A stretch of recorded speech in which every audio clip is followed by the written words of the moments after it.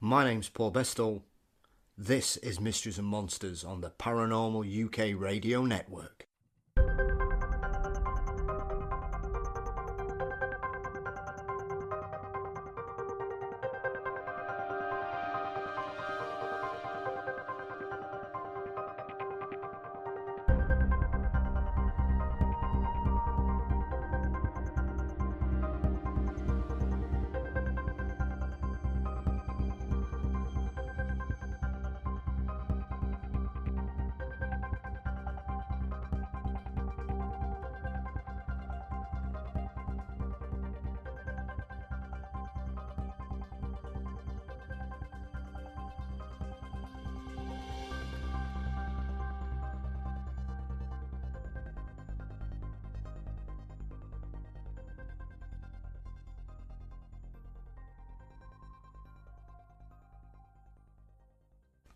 Welcome to this week's Mysteries and Monsters. Today, we're joined by Baptist minister Peter Laws. Peter is well known in the UK as an author of the Matt Hunter paranormal crime series, the host of the podcast and YouTube show The Flicks the Church Forgot, and as a regular contributor with his horror movie reviews for the Fortean Times. Busy seems to be a word that defines Peter. We discuss how Peter became a minister, his love of the supernatural, horror movies, serial killers, and he tells us about the Matt Hunter book series and where you can find them. I hope you follow the conversation as we cover a lot of ground and a wide variety of subjects. As I referred to last week, March is our birthday month, so we're going to be doing a couple of extra shows this month, so we're probably going to be dropping 7 instead of the normal 5 this month, so keep your eyes out for a couple of bonus episodes towards the end of the month. Hope you like them. Don't forget, you can always drop us a line via mysteriesandmonsters@gmail.com. Keep leaving those nice reviews on your podcast app because it's really helping the show grow and reach new people. Don't forget, you can follow us on Facebook, we're on Twitter and Instagram, and we'll also be relaunching our Patreon towards the end of this month too. Now, let's join the Reverend Peter Laws. My guest tonight is Peter Laws, an ordained Baptist minister with a taste for the macabre. He is the author of The Frighteners, an acclaimed non-fiction book following Peter across Europe, seeking to understand why humans have a morbid streak. He's also the creator of the award-winning ongoing Matt Hunter crime fiction series, with his latest book due for release next month. If that's not enough, Peter also has a monthly column in the wonderful Fortean Times, and host a popular YouTube channel and podcast, The Flicks the Church Forgot. Peter, welcome to Mysteries and Monsters. Oh, hello. It's lovely to be here. Oh, my pleasure. As an avid reader of your column for many a year in the Fortean Times, it's delightful to finally get a chance to speak to you. So, oh, that's lovely. That's one hell of a resume. If I may say, I'm often impressed by guests who seem to be able to spin a variety of plates, Peter, with no kind of maybe that just shows a lack of commitment to one thing. Yeah. I mean, obviously, as perhaps someone who's probably most well known for anybody with a love of the Fortean Times as the regular reviewer of some wonderfully weird horror films. Yeah. What is it? Because, let's discuss the elephant in the room here. You're an ordained Baptist minister. You are not the kind of person who one would assume to be interested in the wonderful, weird, horrible things in the world of fantasy brings to us. Yes, that's true. And I do sympathize with people who kind of do a double take and are like, huh? I don't understand it. And some people are kind of like, so it's like a persona, I don't know, like a wrestler or something. Like a wrestler might be like the Undertaker, but he doesn't actually bury bodies. And some people might think, this sinister minister thing that people say about you, and you've got a dog collar on the column. This is just a kind of character, and then they get surprised when they hear that I did a funeral last week, or, or that I actually am ordained, and I do sympathize with that, and I get it. But for me, however, it makes absolute sense because I became a Christian in my early 20s. but for like half of my life, I was very antagonistic towards Christianity and really saw it as a kind of waste of time, something that would ruin my life. And so I ignored it and ridiculed it, to be honest. I was so cruel to my RE teacher. I just ripped into her every time. I was like, "You Christians are so stupid," and all this sort of stuff. Yeah. And I was really quite bullying towards her. And I was in a band for a while called Creatures of the Night, and we sang songs about spitting on the Bible and how God was lame and all that sort of normal stuff. But ironically, the only thing in my life that was consistently giving me what I would call a spiritual or a kind of metaphysical religious message, if you want to call it that, were horror films themselves. That I was living in a world where really it was all about kind of rationalism and the world was totally normal. And yet I would turn on a horror movie and it would give me a very kind of countercultural message, which was things like, maybe there's something after death. Maybe there's such a thing as objective good and evil. And maybe, like in the case of films like The Exorcist is I guess the most classic example. Maybe sometimes the church may not just be a waste of space. It might actually be the answer to this particular problem. And so to me, though, the two subjects sit alongside each other quite nicely, because horror often has religious or spiritual themes, by definition often, but also religion itself contains quite a lot of horrific and dark material. And so I find that the two things work together quite well. But I think that's because I suppose, not to blow a trumpet or anything, but I think I've got a nuanced view of horror and a nuanced view of religion, whereas I think many people maybe have a one-dimensional view of both of those things. So they'll think, oh, well, religious people, they're all nice all the time, or they're supposed to be, you know what I mean? Yeah. And they wouldn't be interested in anything like that. And then other people who say, well, horror, it's for nasty, horrible people, and for evil people. And I just don't think it's like that. I think we're all human beings kind of trying to work out what the heck is going on with life. And I found horror films to be a place that it got me thinking deep, deep thoughts, which eventually led me to, become a Christian. That was a shock, to be honest. Absolutely. I mean, it's one of those things. I think as with anything, I think people in general tend to try and pigeonhole.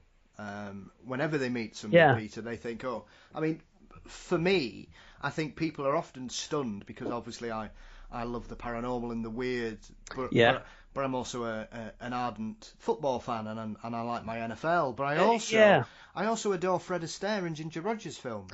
Yeah, people, how can you like? That's not cool. I was like, well, I'm not bothered. He's the greatest dancer of all time. It's like watching poetry in motion. I could watch Fred Astaire and Ginger dance all night. Same with Gene Kelly. Yeah, beautiful. And I've always had an appreciation of art in regards to painting, which, being a shaven-headed man who perhaps tends to dress more like a football casual. Yeah. People base you on what they see and what they know about you and think, well, this person clearly fits in a pigeonhole. So I perfectly understand where you're coming from, Peter, because I find myself very much under that sort of umbrella myself. Yeah, I mean, I think that's well put, and I think in some ways, particularly in a kind of social media age, it's getting worse in that we have to boil ourselves down to a certain type of person. When, of course, there's so much variety in human personality. That's what I think what makes human beings so brilliant. Like I love people and I love learning about people, and my love of people and being interested in people sometimes. Yes, I have fellow Christians who struggle with it, because I'm quite happy to. I've got friends who are Satanists or witches, and I hang out and go for a drink with them, and I'm very fascinated by their ideas. And I don't sit there kind of feeling, you bad, me good. That's not how my mind works. I'm not. I think to sound a bit like flouncy about it, right? I do think that as we grow older, we're supposed to kind of be reaching a sort of almost like a kind of higher level of consciousness in a way that we don't view the world as just dualists, like a dualism where we think everything's black and white. I don't think the world is necessarily like that. I think it feels like that when you grow up and when you're young and the world has to make some sort of sense in black and white because, you need to know, oh, crikey, if I cross the road as a toddler, I'll probably get killed. Yep. That makes complete sense. Or every stranger's probably going to want to, murder me. So don't talk to them. That sort of black and white thinking is required for a while. But then you grow up, you meet other people, you get more data about people, and actually the world becomes a bit more mysterious and a bit more grey. For some people, they see that as a bad sign, and they think, gosh, I've got no strong opinions anymore. I don't know what to think. But to me, actually, I see that as maturity, as an ability to, in humility, say, flippin' heck, I don't know. Like even the subject of God, I'm a Christian, but I'm very happy to stand in a humble way and say, flippin' heck, I suppose I could be completely wrong. Maybe there's no such thing as anything. Maybe there's no such thing as the supernatural. I'm open to that. But the older I get, the more relaxed I am about it. And the more I start to think all of our opinions in many ways in life are faith decisions, believing in ghosts or believing that there is no, like being a skeptic and believing there is nothing. In some ways, that's a faith decision. The evidence points you towards rationalism, fine. But you can't prove that. Absolutely. So, yeah, it's an interesting... Well, I think the best way for me, Peter, I've always summed it up wonderfully. I think it's a wonderful line from Oscar Wilde, who says, "I am not young enough to know everything."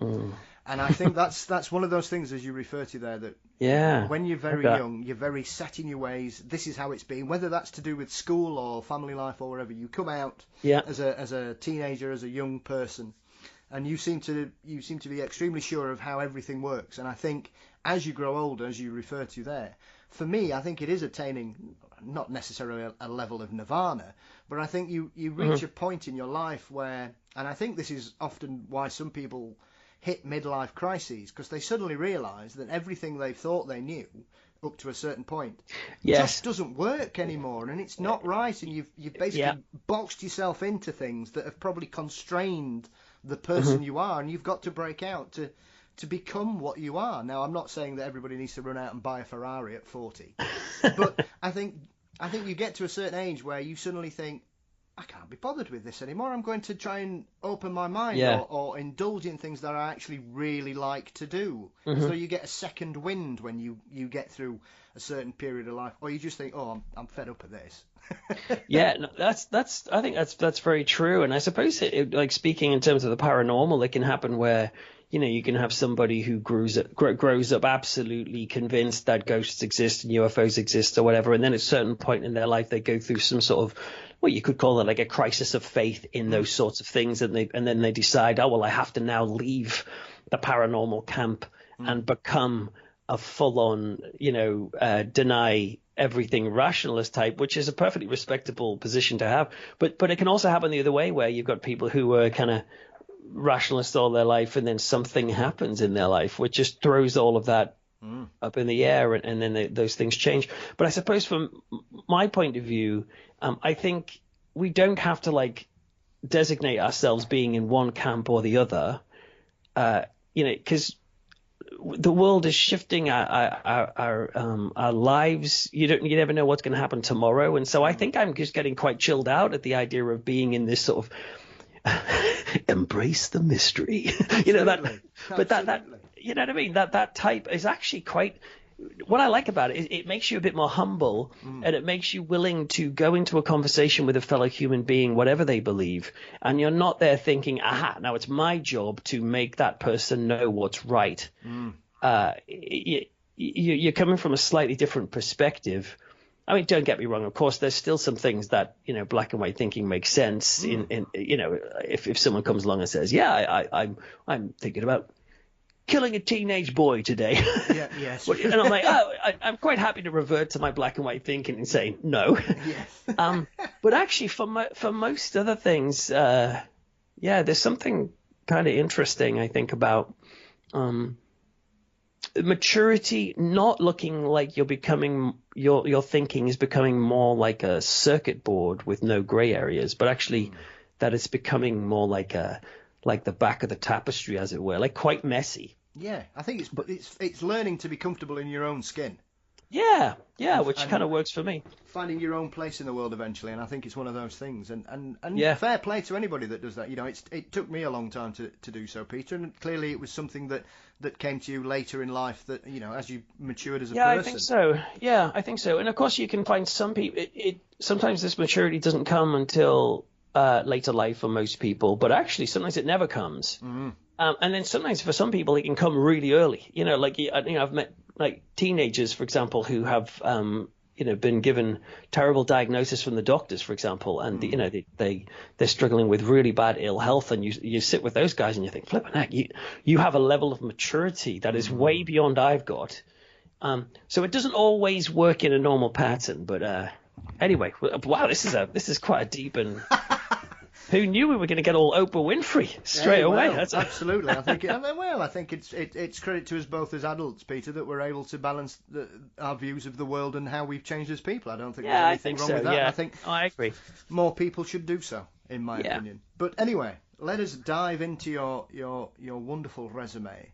So, The Frighteners is a fabulous and amusing journey across Europe. Yeah. I mean, quite clearly there are some well-known hotspots that you visit. So yes. What was the idea? Because essentially it's a horror travelogue, I suppose, is probably the best. Yeah. It's as if when we would hope Michael Palin discovered Dario Argentino.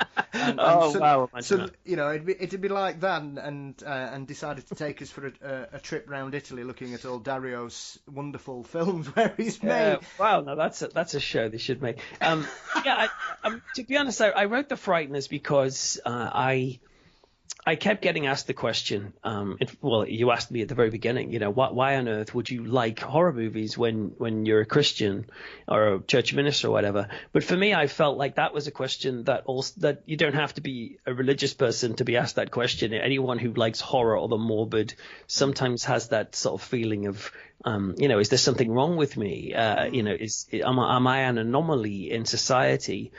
Because I get excited when I drive past a graveyard, or when I put on like a film which is about death or killing or something like that, I feel invigorated by that. And many people around the world do this. I mean, millions of people do. You just have to look at culture to see how prevalent, violence and death and gore and ghosts and all that are part of our culture. But still, there can be a sense of people feeling that there is something wrong with a human for liking that. And in an ideal world, we wouldn't have that in our culture. And so my response to that was not just to kind of answer somebody on my own behalf, but I thought, well, I'd like to explore this in more depth. And so I was lucky enough to be commissioned to write a book. I wrote an article kind of about it, and then somebody saw this article and then got in touch. And then anyway, it ended up becoming a commission for a book. And so it meant in this book I got to travel to Transylvania and Rome and throughout Britain, basically trying to not only explore and explain why human culture has a morbid streak, but also ultimately to defend it. And to say that it is a completely normal and indeed I would say a healthy part of any human being. And not everyone likes it. And I'm not evangelical about horror. I'm not trying to encourage people, if they don't like this stuff, to start watching it.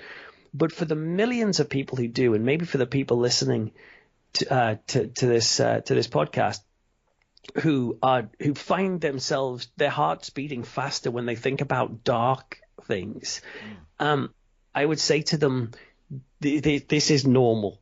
When you look across society as a whole, across cultures and across history, we have constantly, through culture, tried to address those topics that are 100% relevant to us, which are, of course, death and suffering and the possibility of life beyond death.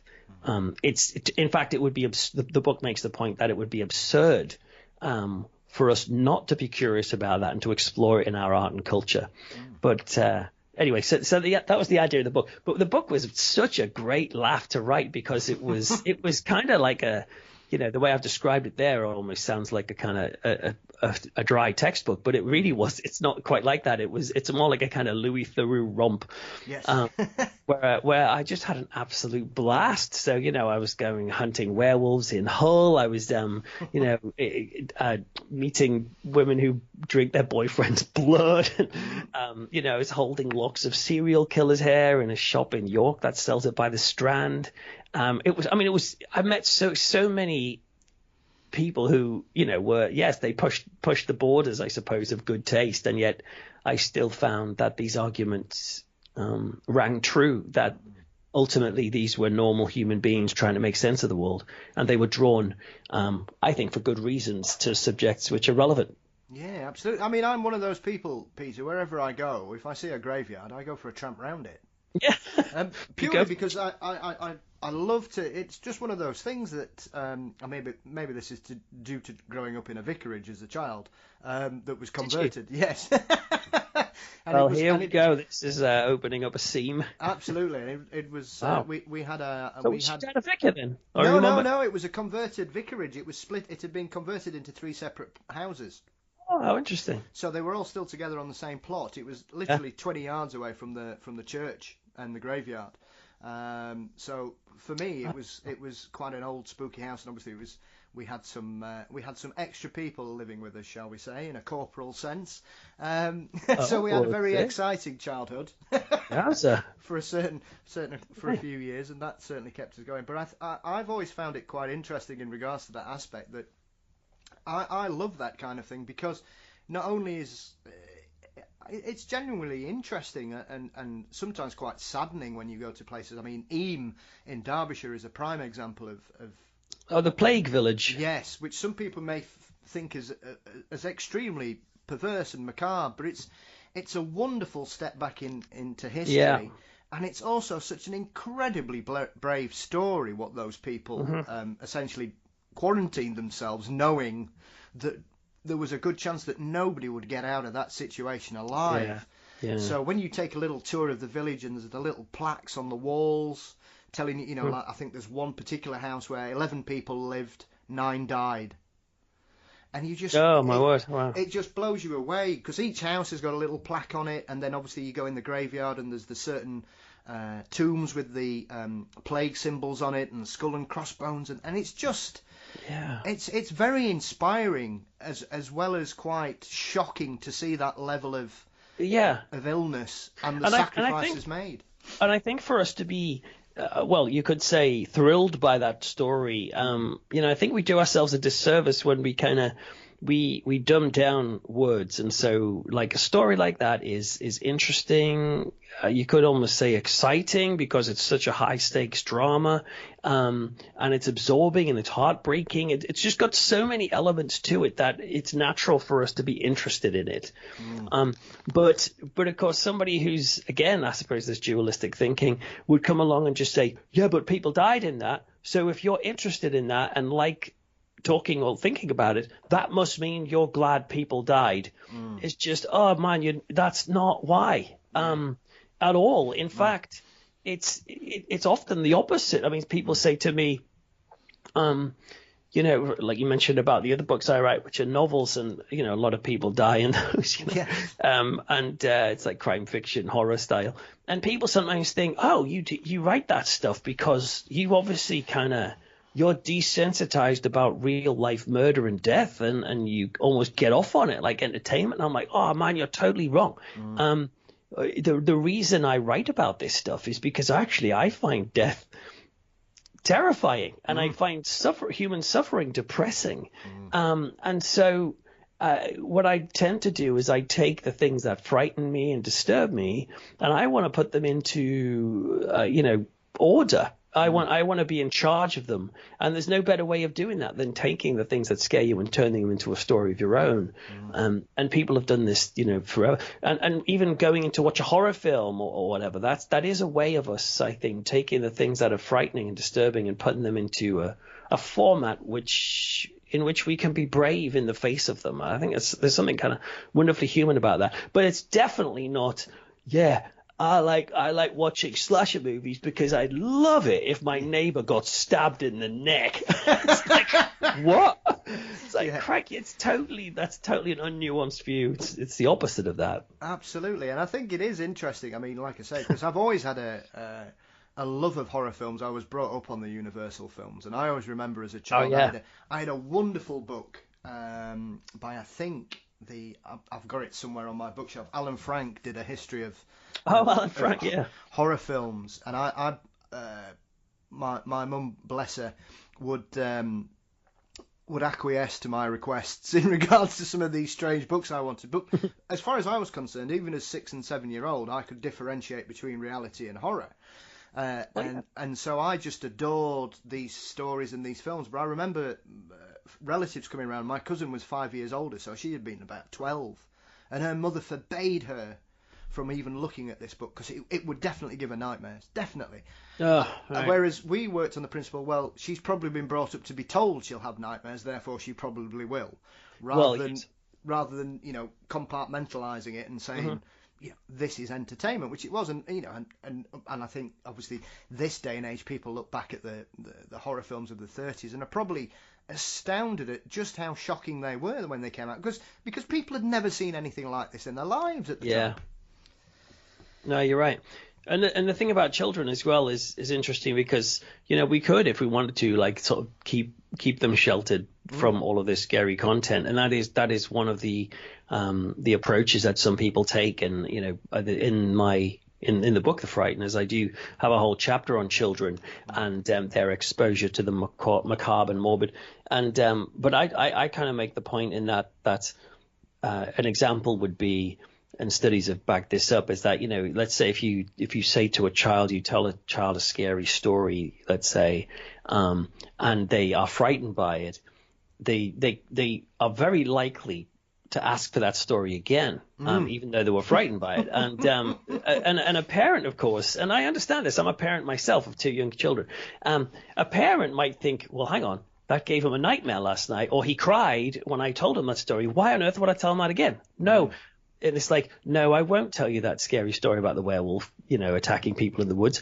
How about we do not human centipede? What do you call happy cat? What's the other one? The caterpillar one, hungry caterpillar. Yes, that's yeah. Don't do human centipede. Flip it heck. Well, I wouldn't recommend any watching, not because they got it. They're just not very good films, Peter. No, well, yeah. Actually, sorry. As an aside, I was at an event once, right, doing a book signing, and there was the actor from the Human Centipede, and we were doing something anyway. And I saw it. It was the green room or wherever it was, and I went up to him and I went, "Oh, hey, mate, you were in the Human Caterpillar, weren't you?" And he looked at me like it's like, get away from me. And I was like, oh crap, I'm so sorry, I meant human. Anyway, so yes, so let's say your kid asks for the scary story again, and a parent might quite rightly say, no, I refuse, let's watch Peppa Pig instead. Fine. However, it's maybe a misunderstanding of what's going on with that child, because that child is doing probably two things. Number one, they are trying to categorize the things that frighten them, and that's important. As you grow up, some kids get scared by some things and some get scared by others. So, like for a while, my kid was scared of sharks, and he's like, is a shark ever going to come in my bedroom at night? And I'm like, only if you're naughty, But no, I didn't really say that. But like, but I was like, no, obviously, he's got no perspective. So no, a shark's not going to come in your house. You'll be fine. And then now he's not scared of sharks anymore. Anyway, so kids are sort of just working out what is scary, what's not scary. Fine. But the other thing they're trying to do is they're trying to build courage and trying to learn how to face these fears. And so you give them a story in which they categorize a fear and they go, oh crap, I actually find werewolves pretty scary. And when they ask for it again, I think that kid is doing something incredibly heroic and noble, and we should take our hats off to us and say, son, daughter, or whatever you want to call them, wow, good for you. I'm going to sit with you, and if you're really sure, let's do the story again, and I will stop the second you say stop. That's my approach, and I found that that's a way of helping my children learn courage. But some parents decide to keep them away from that, And unfortunately, some of these kids, they go out and they go and watch like Hotel Transylvania 2, and they're sitting rocking in an embryonic state in the corner, going like, oh, there's a vampire in this. And that poor kid's probably going to get his head kicked in, from all the... Yeah. And it's like, is that what you want? No. So yes, I'm a big believer in respecting children. Obviously, you don't terrify them. I mean, my daughter, for example, she's studying the nuclear panic of the 1980s at the moment at school. I mean, she's really young. She's not a teenager yet, but she's doing this. I did show her a clip of Threads the other night. Maybe I shouldn't have done that. Maybe that was too far. Yes. But we're going to go to the Kelvin and Hatch, the underground nuclear bunker soon, and check that out and experience it down there because it's really cool. I've been down there. I got chased by zombies in there, but that's another thing in the book. But it's an awesome place where devolved government would have happened in the event of a nuclear war, and it's scary and it's disturbing.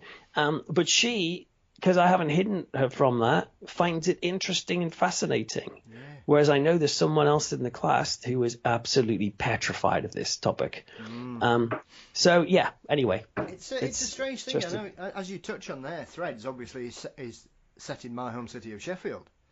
Crikey, that must have been terrifying for you then. Seeing as a kid. That's the thing, Peter. We watched it at junior school, and it was basically done as a kind of education, because obviously I grew up during the the last throes of the Cold War, with that kind of thing. So Threads is one of those things that's very close to my heart. And the thing that's always stuck with me about watching it was all this horrible thing is going off.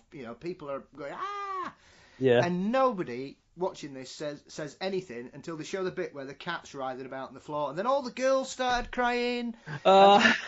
People getting decimated left, right, and centre, skin falling off them. People. Nobody cares. Animal. Oh, that's it. It's awful. And the kids were having to come out, and it was that scene that's always stuck with me. And for a period of my life, I actually have had to travel through the tunnel that is where the survivors in Threads come from. Man. There's always a wry smile on my face every time I come through that tunnel, because for me, I call it the Threads tunnel. Scary.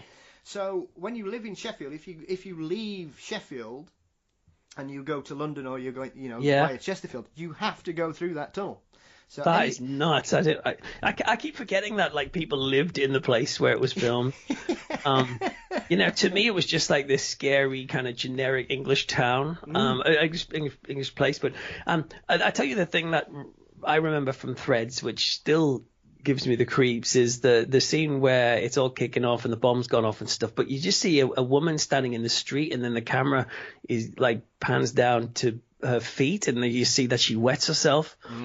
And that just, funnily enough, I'd never seen that before. I'd never seen an adult wee themselves in life, which is probably a good thing. But it was the thought of holy crap, this woman is so petrified. All that whole nuclear panic is still fascinating to me today, but because it was so scary. And this is my point. There's something attractive, ironically, about the scary things.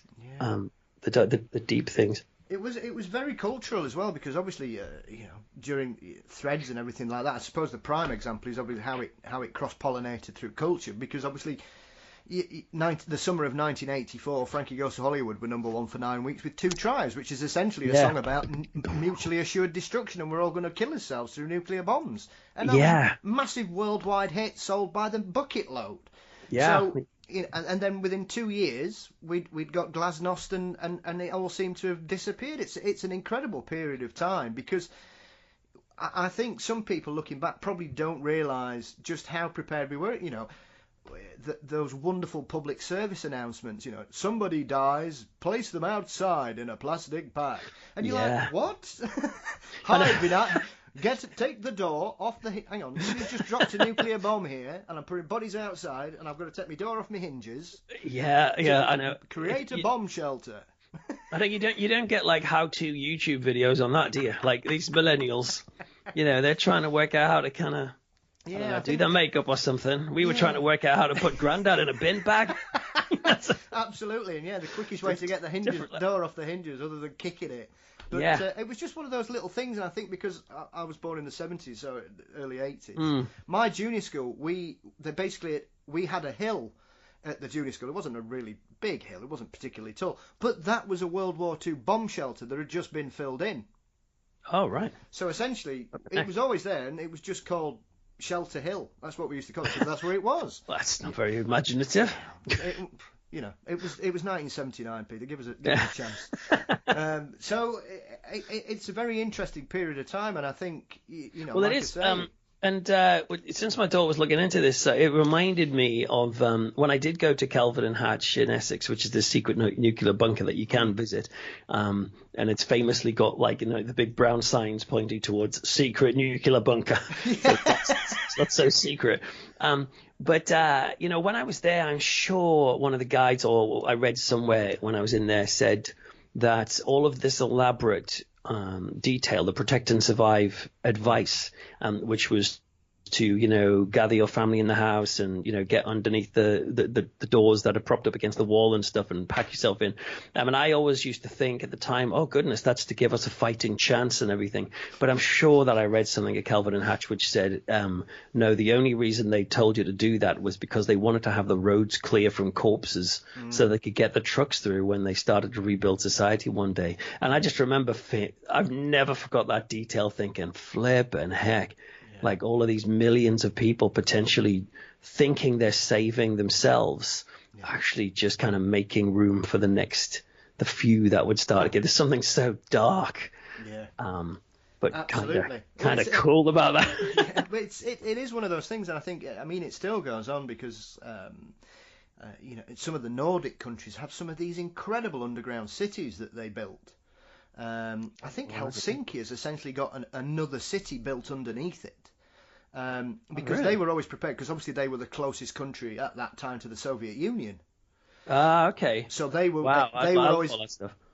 Yeah, they were always expecting that if Russia did go, or the Soviet Union as it was then did go, they would be the first because they were the nearest, which I never really understood, because surely that means the fallout's going to come back anyway.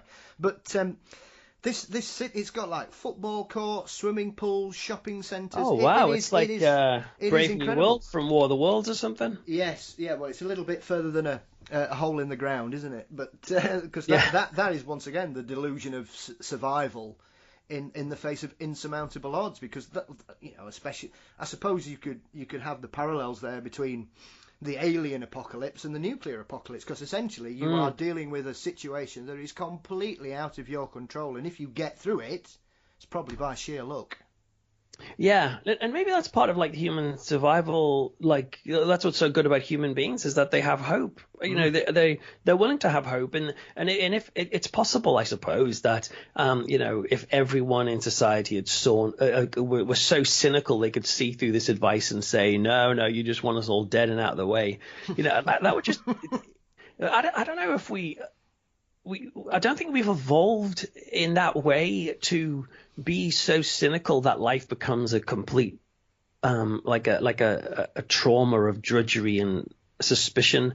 I read a really interesting book recently by Malcolm Gladwell called Talking to Strangers, and he talks about how human beings have grown to do something called default to truth, in that we tend to trust strangers. On the whole, we're cautious, but we tend to trust them. So when you take your daughter to see the piano teacher, or you take your kid to learn how to do karate, I don't know, whatever the heck he does.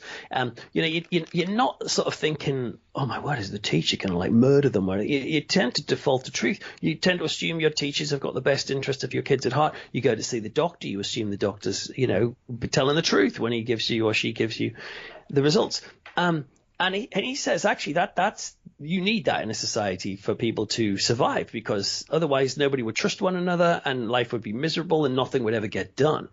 But he says the upshot of that is that we are notoriously terrible at noticing deceivers, and particularly terrible at working out the motivations of strangers and understanding when someone's lying to us, and we come up with all this elaborate stuff that doesn't make any sense. So we say, well, the guy's lying to you when he doesn't look you in the eye.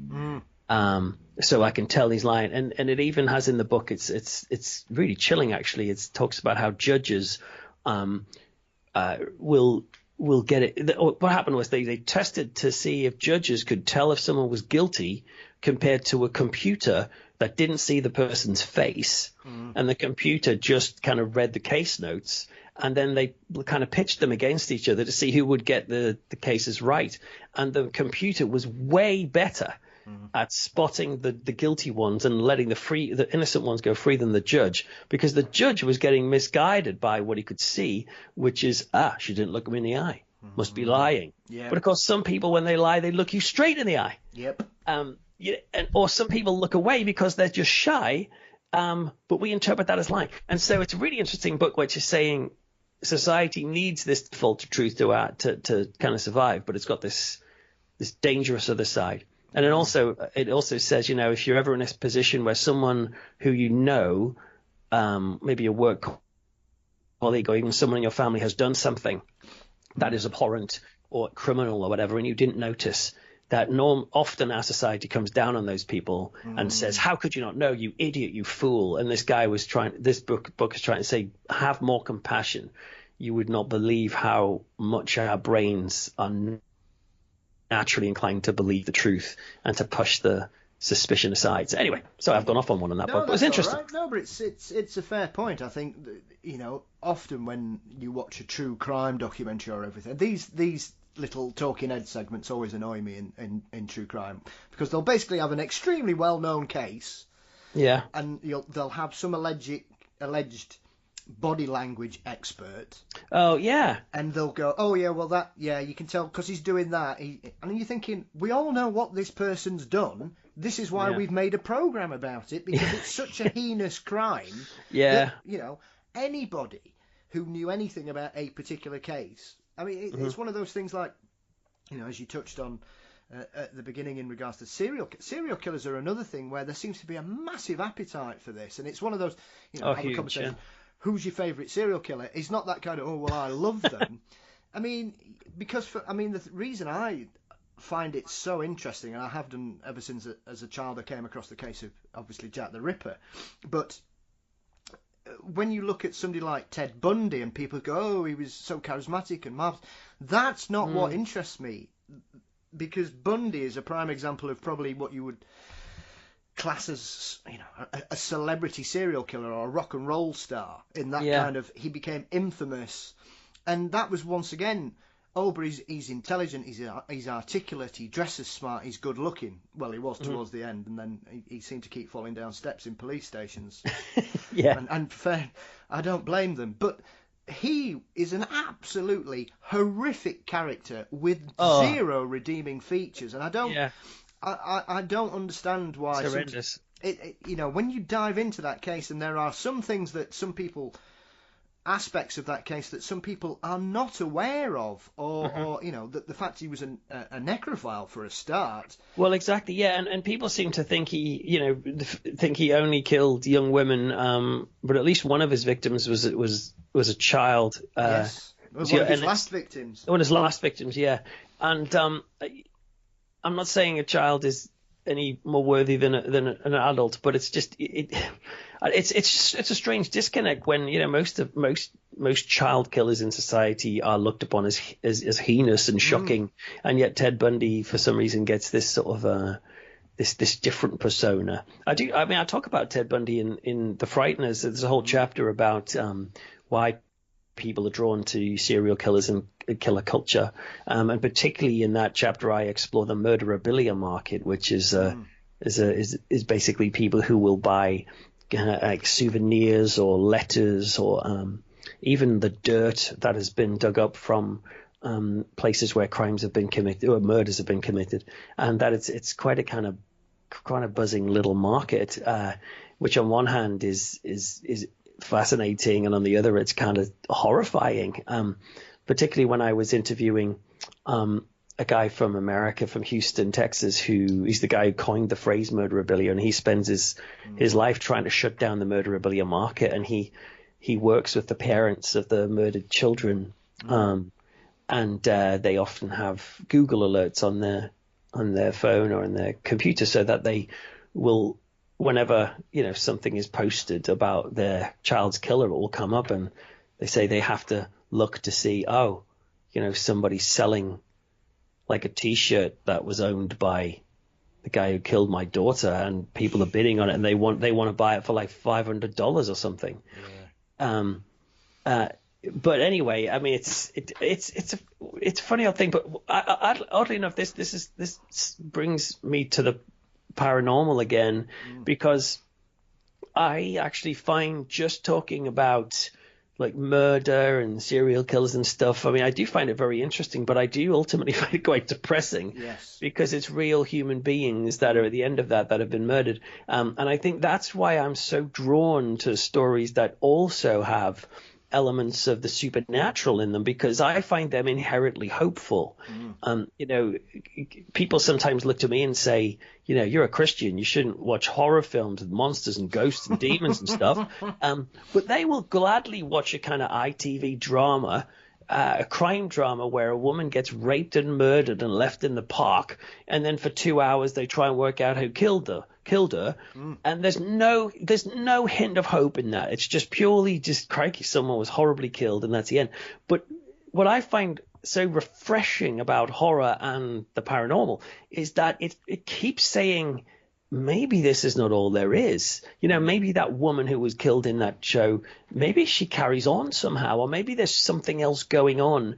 And that to me is an inherently hopeful idea. And you see this with The Shining, Stephen King's The Shining, when he made The Shining, when Stanley Kubrick was down to make the film of the book in the kind of late 70s and the 1980, Stephen King got a phone call from Stanley Kubrick, and Stanley Kubrick was talking to Stephen King about The Shining, and Stanley said, don't you think ghost stories are inherently hopeful? And Stephen King's like, what do you mean? And he says, well, anything that's got a ghost in it basically is saying there's such a thing as life after death. That's a hopeful and encouraging message. Stephen King comes back and says, yeah, but what about hell? And so, brings it back to sort of maybe a potential scary afterlife. But the point is, afterlife, to me, I don't know if it's just a fear of this being all there is, but there's something in me that says that's not what I want. Forget evidence and stuff. It's not it's not the worldview I can live with. Yeah. And this is why. So and I am cynical, by the way, if people talk about, and people do this all the time, tell me, they've seen a ghost here, there, and everywhere, or people standing at the end of the bed or whatever. And often my cynicism kicks in first and says, yeah, I think you were asleep. But I'm hungry. I'm hungry for the answer. I'm hungry for someone to come along and say, come into this room and I'll show you something which will solidify your worldview for the rest of your life. Yeah. I mean, it's scary. Don't get me wrong, it's scary, but it's attractive. It is, and I think it's one of those things as well that it certainly we've probably seen over the last 20 years a real explosion of it. Coming from being on the edges of conversation and whispered late night chats to becoming primetime entertainment on both sides of the Atlantic, Peter. It is everywhere, and for me, it kind of seems to have, certainly I would suggest, out of the three key facets of weird that I love, which are cryptozoology, ufology, and the paranormal, I would say paranormal is still going through this entertainment phase, whereas the other two seem to have started off quite academic, gone very sensational, and obviously with developments over the last couple of years, obviously the Tic Tac video and certain things going on, programs like Extinct or Alive with Forrest Gallant, where he just seems to turn up places and find extinct animals, which I find remarkably brilliant. They seem to have returned to that kind of academic way of looking at these kind of wonderful experiences and stories and legends, whereas that just seems to have it's at that point where I think it's beginning to turn people away from the belief of the paranormal in certain aspects, because everything is a ghost, everything is something Yeah. trying to connect, and it's a very scattergun approach for my opinion. Yeah, I mean, it's certainly in some ways you could say could get to saturation point, a kind of sort of critical mass. But what I would say also is that I don't really see this this boom in paranormal interest, which I guess was, from the kind of the 2000s onwards, 2004 even, when it started really kicking off. I wouldn't say that that's necessarily like a brand new thing. I would say it's more like a resurgence of what was going on with kind of Victorian spiritualism, and that people back then were, trying to get some sort of evidence of the supernatural, but using things that look like methodical methods, if that's the right phrase, as in, seances and table tapping and, like techniques, Ouija boards, things that you could actually physically see. So instead of believing in a kind of invisible God or basing your life on a religion, instead you could have kind of spirituality that you could prove or indeed disprove in your own parlor, as it were. And that kind of went out of fashion a little bit as the century went on. But then gradually it started to come back, and I think it's no surprise that it's the paranormal that continues to, and I mean ghosts and topics like ghosts and demons and stuff. I'm not shocked that it's that which captures the mass market imagination.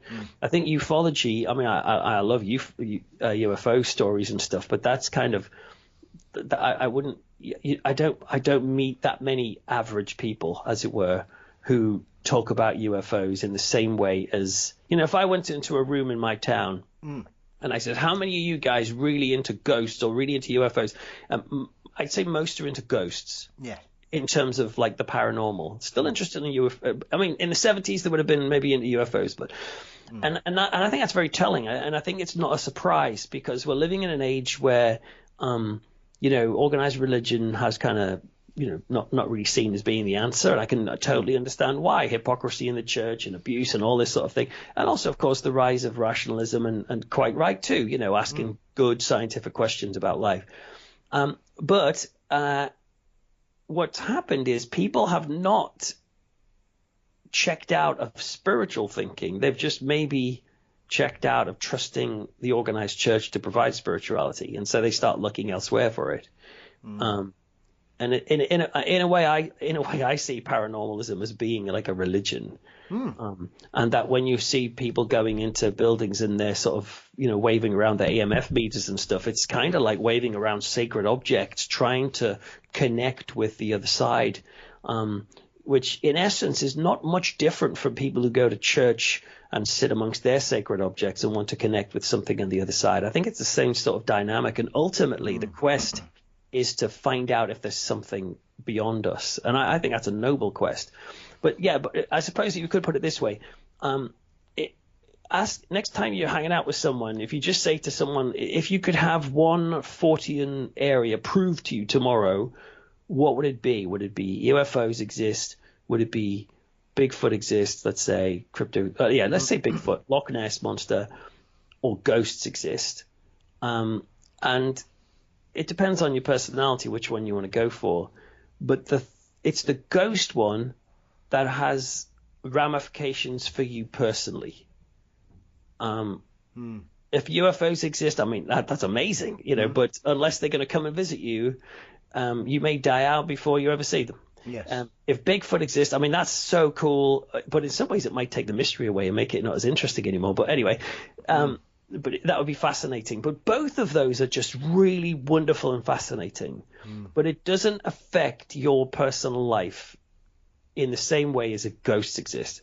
Because then suddenly everyone you've lost, the thought of you dying, it affects everything. Yes. And so it seems to me natural that that's the one that the mass market are most drawn to.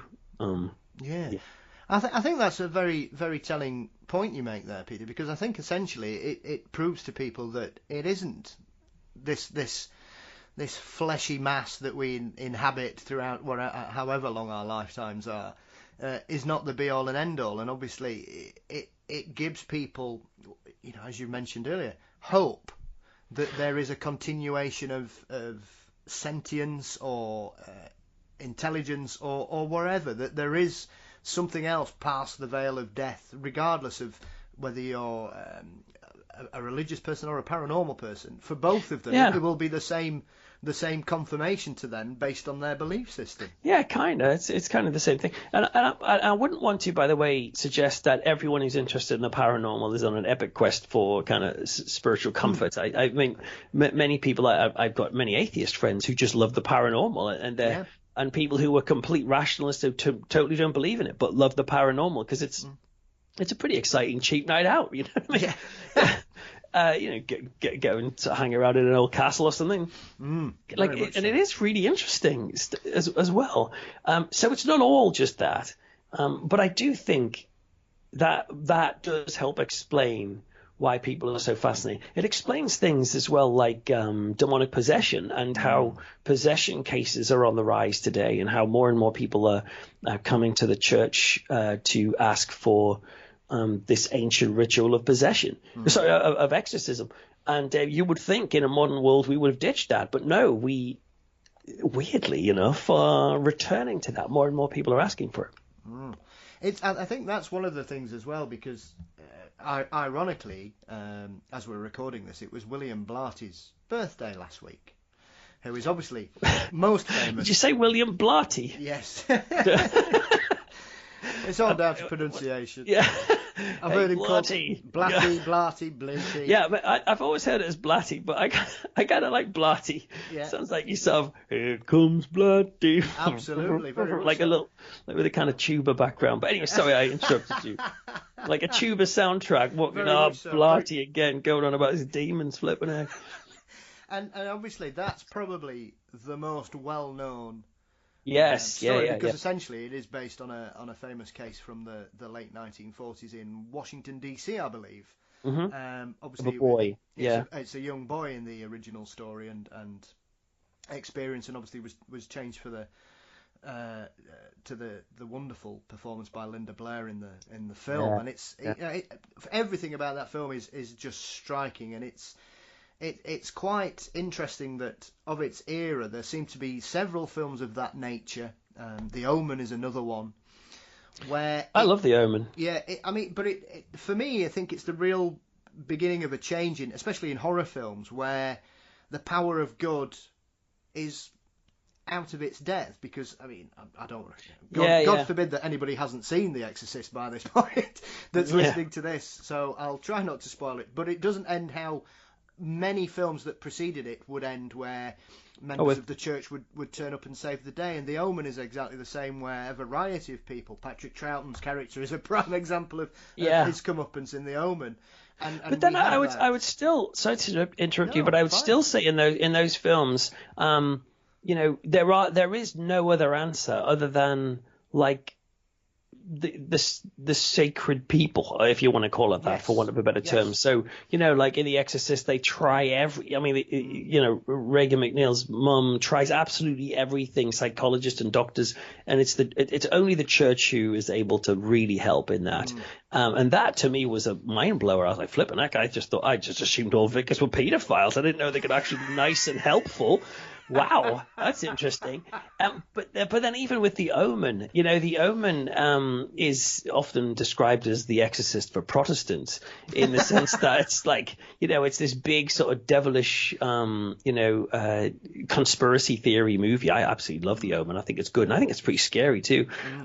But even in that, it's all in the framework of the inevitability of the New Testament happening. And then, of course, you get to the third one, the final conflict, and then like Jesus rocks up as a statue. It's a pretty crappy ending, to be honest. But Jesus comes and he actually saves the day. It's almost like a kind of made by the Christian church. This film, it's gory and everything. But so I think that's what I mean by when I was watching horror movies growing up. I was finding a very unexpected message that was actually very pro-church, even though ironically, the people who were in the church that I knew were saying you shouldn't watch this stuff. I was like, I eventually thought, wow, you guys don't realize, this is the only stuff that's getting your message through.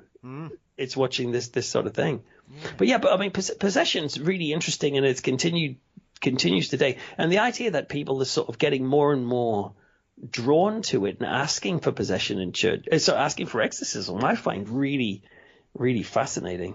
It is, and I think it's one of those things that's always been with us. I mean, there's an extremely famous case that happened in Yorkshire back in the 1970s, which sadly is probably no. I had the misfortune of hearing a podcast which I won't name because it was just absolutely outlandish, the exaggeration to this story. But it was a gentleman called Michael Taylor.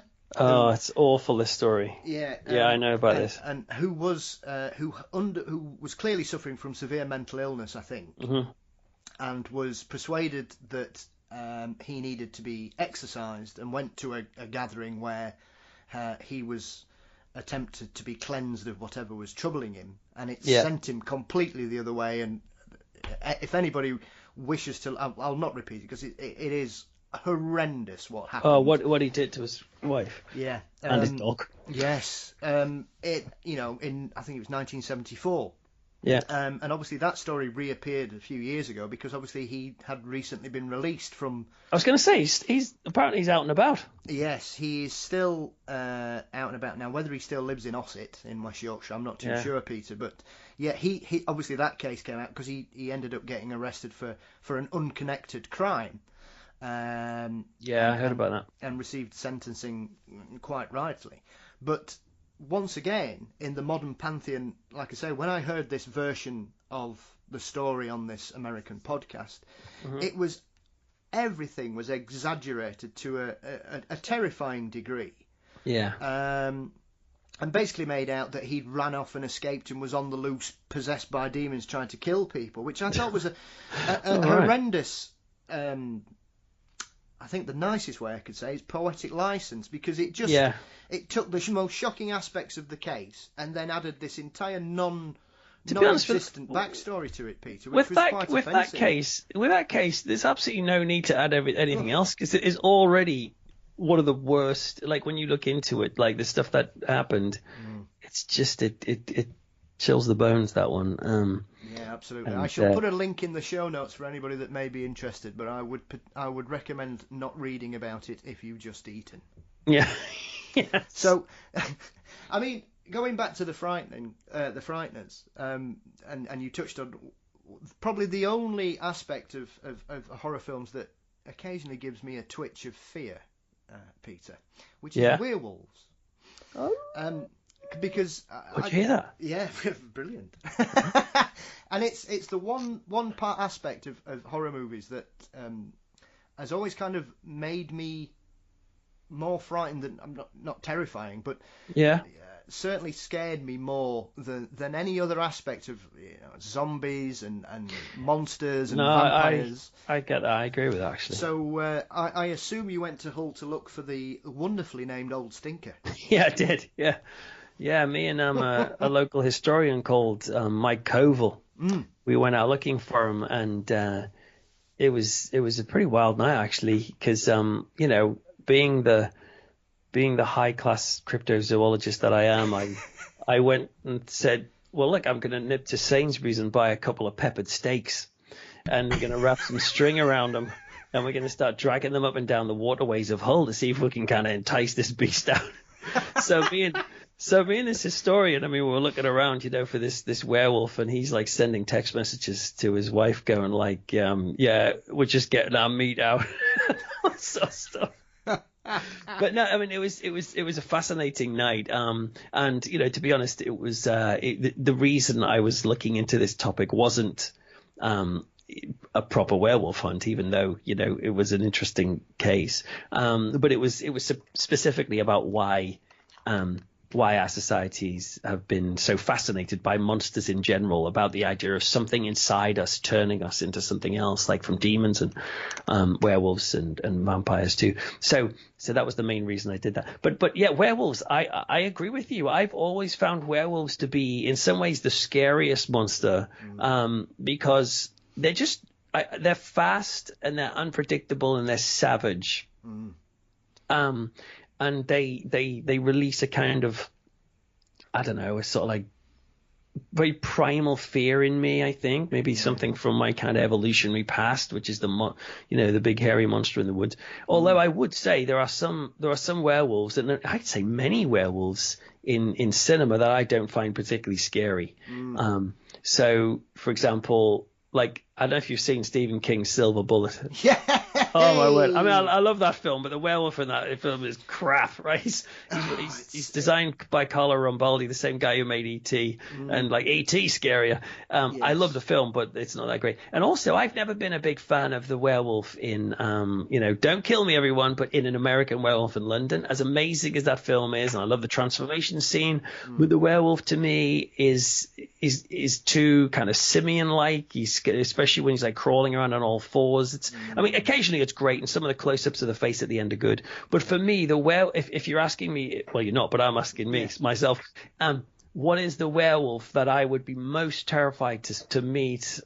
It would be the werewolf from Joe Dante's The Howling. Yes. From the early 80s, because they to me epitomize what I'm scared of when it comes to wolves. They got really big ears. Yeah. They got whack off teeth, and they're scary. I also found the wolves in Dog Soldiers a bit scary too. Yeah, very much so. I mean, as we touch on, as a fellow lover of horror films, I think my favourite, or certainly one of my favourite werewolf films, is Ginger Snaps, the Canadian film from about 20 Ginger years Snaps. ago. Yeah. Which is an absolutely brilliant film, which is quite... Not about biscuits, everyone. It's something completely different. I mean, it's a wonderful film, and obviously it's kind of culturally updated. So it's just a very... And I remember going to see that film, and my friends used to think my dislike of werewolves was for sure. But when we came out of it, we had a choice of walking about half a mile to the pub, and I just went, right, I'm getting in a cab, lads, and I'll see you at the pub. Oh, really? Wow, you were that worried? I think it's a cracking film. They just put me on edge, and I've always... I mean, the old Universal ones, I was never too scared about the Wolfman, and I think the first one that really kind of frightened me was when Oliver Reed... I think, is it Curse of the Werewolf, Oliver Reed? Yeah, is it Curse or is it Legend? I think it is Curse of the Werewolf. And because he's very bestial, and he's got his shirt ripped off. Basically, it was one of the first times you saw a werewolf that you could clearly see had been a person. Yeah. And it's that kind of battle that he knows he's got this illness, but he's got no control over it. No matter what he does, there's only one solution to his problem. Yeah, I think he's great. I like Oliver Reed, but I remember that, and I remember that having a really kind of yes, it's Curse of the Werewolf. That's right, because I remember, and I've got the soundtrack somewhere about it. It's got a really dark prologue as well, as I recall. Yes. Of like, some sort of like servant wench or whatever you want to call it, getting kind of raped by a tramp or something, and somehow that makes a werewolf. It's one of those weird origin stories. It's one of those things they've added, like silver bullets never existed till 1941. Yeah. Nobody went that, because obviously I'm very lucky to have the History of Werewolves, which is a wonderful book. There's no there's no silver bullets in that at all. What's that? Is it the history? Is this there's a great book by a guy called Gavin Badley called Werewolf Movies. It's the Fright Fest Guide to Werewolf Movies, which I just read recently. I thought that was a great overview. I tell you what, another book that another film, werewolf film that I absolutely adore is The Company of Wolves. Yes. The Neil Jordan film, and the werewolves in there are a lot more kind of surrealistic and kind of nightmarish and weird.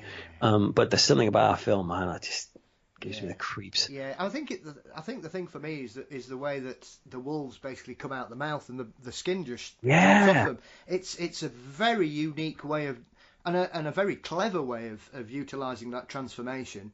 Yeah. By making it very as though this is just a shell. That the human form is a shell that these creatures inhabit simply to get by. Yeah, and I love that the film where it's kind of this kind of Angela Carter, based on the Angela Carter book, which is trying to say like the wolves are this kind of metaphor for like basically young girls watch out because men are are dangerous, Yeah. and you have to watch out for the men who are, and this is the phrase that keeps coming in the book, men who are hairy on the inside. Yes. And I just remember thinking, flip, I think that's gross and that's creepy. Yeah. And then there's the bit, this is Rosalie, the actress, so the character at the beginning, I think, says this kind of sweetest tongue hath sharpest tooth, and all this sort of great poetic fairy tale language. But no, there's something I think there's just something fundamentally scary about a werewolf. Whereas a vampire, I mean, yeah, I don't want to have a vampire stuck on my neck, but there's something slightly attractive about that, I suppose, or, potentially stylish. Yeah. Zombies, they're not nice, but I feel like you could maybe outrun them. And the world of the zombie, I talk about this in The Frighteners, actually. There's a whole chapter on zombies. A world in which zombies are taking over the world, to me, is actually kind of attractive. I quite like. I don't actually want it to happen, but part of me even like fantasizes about what would it be like if the whole world was like largely empty of most people, and I had to like fend for myself, or me and my family had to kind of, there's something like, whoa, that's kind of cool, kind of interesting. Absolutely. I'm not sure if you may have read that. You probably have, but Max Brooks's wonderful book World War Z. Yeah, which is one of the most I've read it. Underwhelming films I've ever seen, especially because I love that book, because essentially it's so different, isn't it? Well, it works on a wonderful principle that all these strange accidents and natural disasters aren't that at all. They are zombie outbreaks, and people have basically just been levelled by various governments around the world dropping thermonuclear weapons in places, and that's it. And that book I just found was just such a wonderful original retelling of zombies. That it just, and obviously he did the Zombie Survival Guide, which is recommended reading if you're planning for the end of the world. Yes, definitely. I'm always looking out to buy a house on stilts. But like you say, I think it's one of those things. And once again, you go back to the horror tropes. You think of innocent and normal people caught in incredible situations. Prime example, Evil Dead is a prime example of a man completely out of his depth. Hey, I'll tell you what, I found the original Evil Dead actually very scary. I watched it when I was a kid. I'm kind of old enough to have been around for the video nasties panic. Yeah, same but here. when I say old enough, I mean like I was about 6 or 7. But the bloke in the video shop said, "Hey, do you want to see Cannibal Holocaust?" I was like, "Yeah, sure." So I saw almost all of them, right? And I absolutely loved them. Most of them were, just some of them were silly, some of them were ridiculous. But I do remember the Evil Dead actually really frightening me. I think it was so energetic. I didn't get any of the humor. No. Some people talk. It was the same with The Howling as well, or even American Werewolf in London at the time. I remember people going, "Oh, this film is tongue in jowl," was the reviews would say, and it's a hilarious horror romp and stuff. And The Evil Dead is this kind of crazy knockabout slapstick horror comedy, and I'm just sitting there going, "There's nothing funny about this." This is terrifying. Absolutely. In the same way as I would watch a Carry On movie, and all the sex stuff would completely go over my head. I just find it funny and slapstick.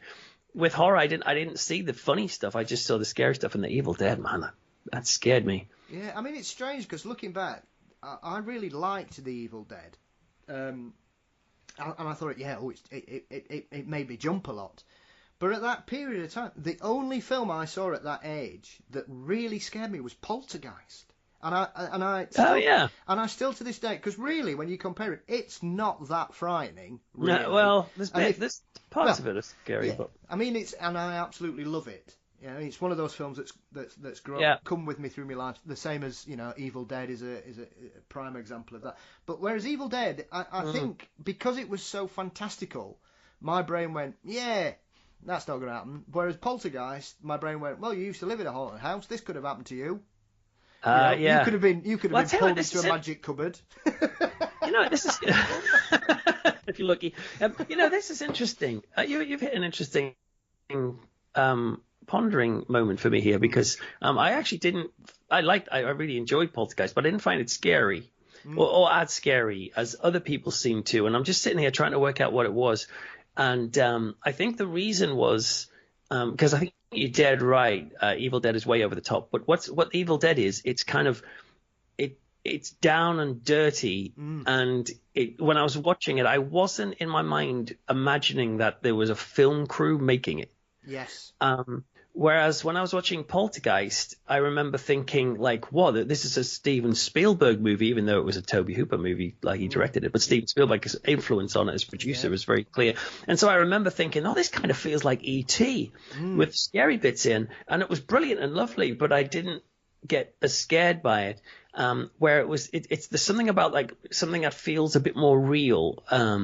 So the Evil Dead, as crazy as it was, to me felt like potentially, I didn't recognize any of the actors or anything. It kind of felt real.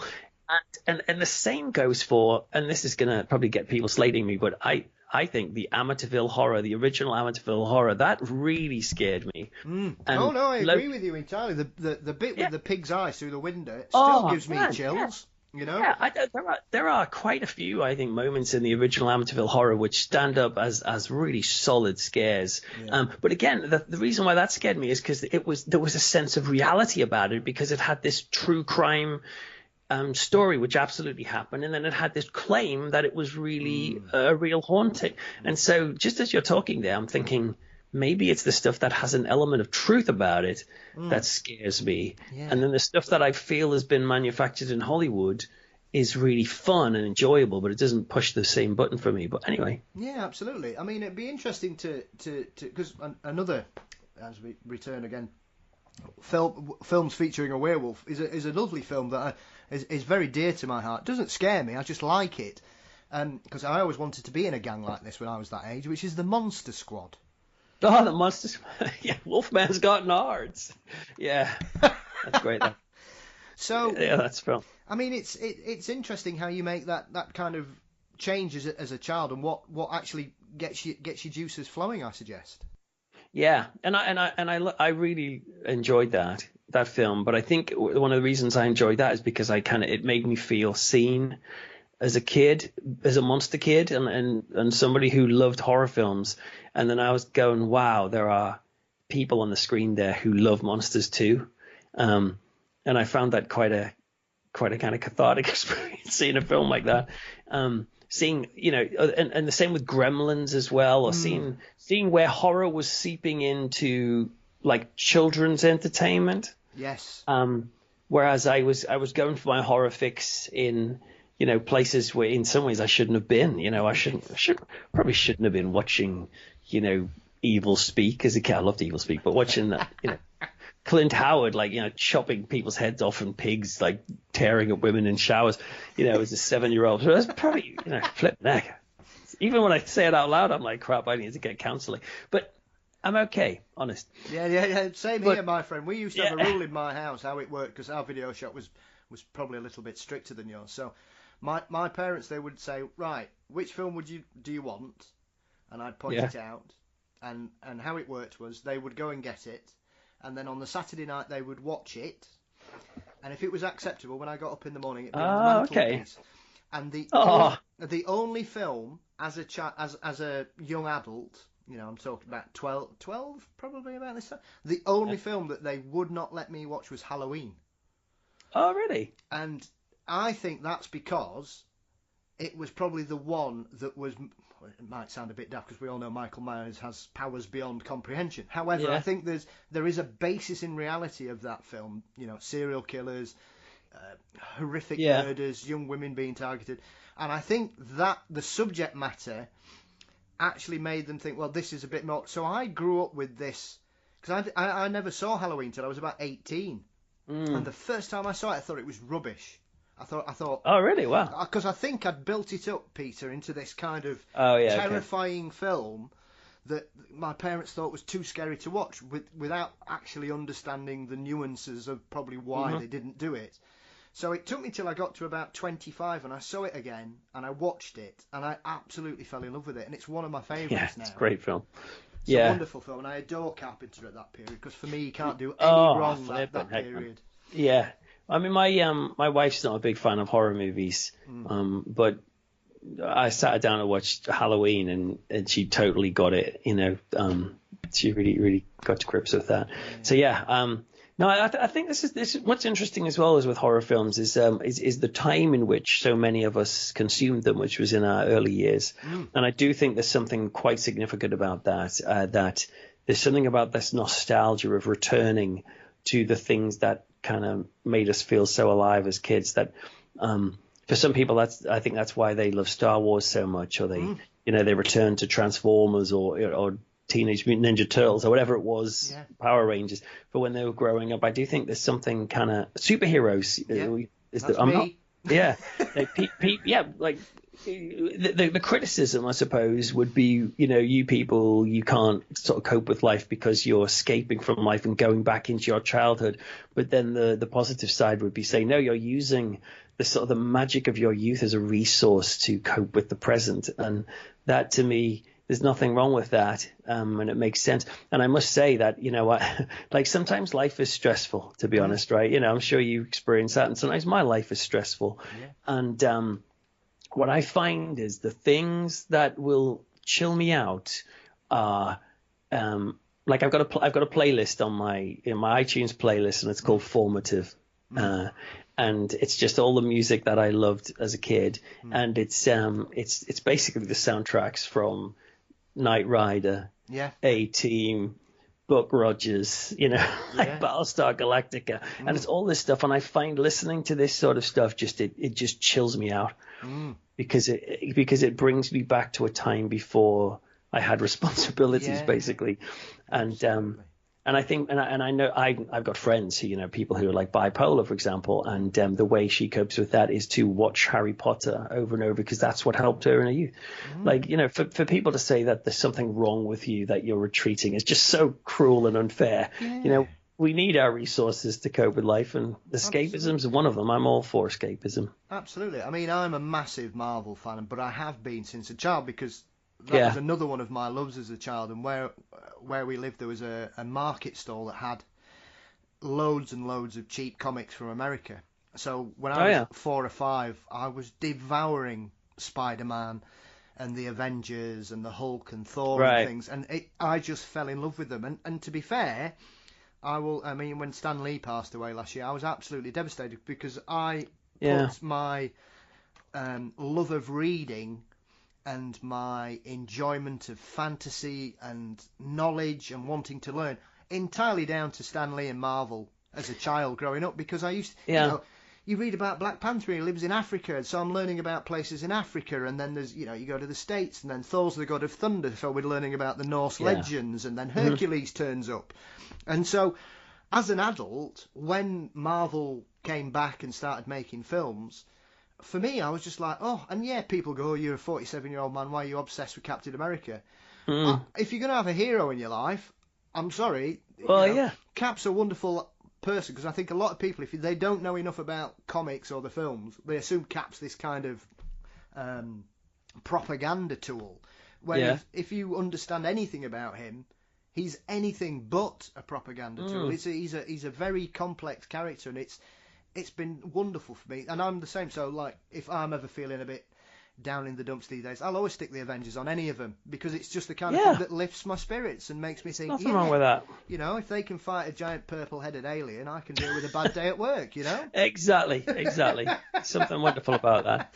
And funny enough, I wasn't. I'm not into superheroes, right? And I don't knock anyone who is, but it's interesting to find out, like, and I trace that back to when I was a kid, and I was given a box full of comics, and some of them, I think, apparently were quite hard to find. And I thought, I'm going to start reading comics because other people read comics. But then I met a friend of mine who had a fake severed hand, and and he said to me, do you want to swap? And I was like, totally. So before I'd even started reading all these comics, I gave him that because I wanted the fake severed hand, because by that point I was really into horror stuff. And I've never seen that guy again. I don't know. He's probably flipping Elon Musk now, and he's living off the proceeds. But I got my floppy, decapitated, severed hand. But I wonder if I'd allowed myself to get it as a kid, whether or not that would then be part of my life now, but it's not. Severed hands are, though. Well, I think it's one of those things. I think it's when you're that kind of sort of junior school, sort of 10, 11 years old, I think you're very culturally open to all kinds of things, Peter, and I think it's what strikes a chord with you at that time. I think that tends to form the passions that run through you for the rest of the life, I think. No, totally. That's right. So before I let you go, because we've had a wonderful chat, it's been marvellous. We've been all over the place. It's been brilliant. It's been fun. Your new book is out next month, which I believe is entitled Possessed. So please tell us more. Well, it's out on February the 20th, and it's basically the fourth in a series that follows a character called Matt Hunter. And I've been delighted to see these books, in bookshops, and it's kind of like, even though The Frighteners is when I'm on podcast, I often talk about that because it's got so many wacky ideas in it. But I guess I'm more mainly known for the fiction I write, and that's the sort of stuff that people meet me and go, "Oh, I've read that book." So I'm mainly known for writing crime fiction / horror novels. And I write this series following a guy called Matt Hunter, who used to be a Christian vicar, but we discover in book one that he's turned his back on that sort of jazz, and he's become an atheist university professor, and he helps the police solve religiously motivated crimes, or crimes that might have an occult or a kind of supernatural edge to them. And he, as a pure rationalist, comes in and deals with that. And so in the fourth book, Possessed, it's called, he is exploring what is a fascinating boom in possession cases, which is actually happening in the real world. We talked about it slightly before, and I learned about this boom in possession cases a few years ago when I was at an academic conference on this very topic, and I was like, flipping heck, I didn't realize it was the church was struggling to keep up with demand. And so in this book, this Matt Hunter is kind of flung into a murder case in which the person who has potentially killed someone has scrawled the name of an ancient kind of Babylonian demon on his stomach called Baal Berith, and basically he's Matt Hunter's drawn into this world where he is a rationalist, and he's saying there's no such thing as this guy's just mentally ill and he needs help, whereas there's all these exorcists and other people who are coming and going, no, this is part of the demonic onslaught that is taking over the world at the moment. And so it was a pretty intense book to write, but I'm excited about it coming out in shops February 20th. Yeah. I was checking out and just made sure the release date was February the 20th. So I checked. Oh, thank you. Yeah, it's good to check. It's all right. That's out in paperback, ebook, audiobook, all the normal things. Absolutely, and all the rest of that, because I checked you got some wonderful reviews for your previous books as well as the Frighteners. You even got a wonderful review from the Daily Mail, Peter, which should always be a badge of honor. That was Well, exactly. Yes, I mean those were the people I was aiming for the whole time. As long as they like me, I've arrived. Yeah. No, I know, and I got a really great review in I think it was the Sunday Sport.